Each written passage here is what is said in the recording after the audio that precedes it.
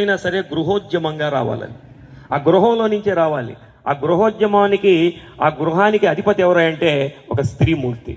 ఆ స్త్రీమూర్తి ఆ గృహాన్ని పటిష్టంగా గనక ఒక మంచి భావాలతోటి వాళ్ళ భర్తకి చెప్పినటువంటి మంచి మాటలు, వాళ్ళ పిల్లలకి చెప్పేటటువంటి మంచి మాటలు, దాని ద్వారా ఒక అద్భుతమైనటువంటి కుటుంబం, ఆ కుటుంబం ద్వారా ఒక సమాజం, ఆ సమాజం ద్వారా దేశం, ఆ సమాజం ద్వారా ప్రపంచం, ఇవన్నీ ఏర్పడాలంటే ఆ కుటుంబ వ్యవస్థలోనే ఆ మూలాలు ఉన్నాయి అన్నటువంటి విషయాల్ని ఆ కుటుంబంలో ఉన్నటువంటి స్త్రీ ద్వారా ఈ సమాజంలో మంచి సమాజం వెల్లివిరియాలన్నటువంటి విషయాన్ని చాలా స్పష్టంగా, చాలా ముక్కుసూటిగా, ఎటువంటి భేషజం లేకుండా నిర్భయంగా మనందరికీ ఆమె సందేశం ఇచ్చారు. ఆమె ఆఖరిగా చెప్పినటువంటి విషయం ఏమిటంటే, మీకు అబ్బాయి కనుక పుట్టితే నువ్వు ఒక జిజి అబ్బాయి లాగా ఉండి ఒక శివాజీ లాగా తయారు చేయి.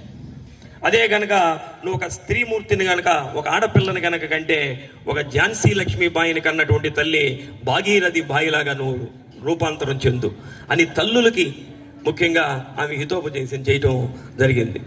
ముఖ్యంగా ఈరోజు కుటుంబ వ్యవస్థ, మన వైవాహిక వ్యవస్థ అంటే ప్రపంచ దేశాలందరికీ కూడా ఒక ఈరోజు తలమానికమైనటువంటిది. ఎందుకని మన భారతీయ స్త్రీ ఎక్కడైనా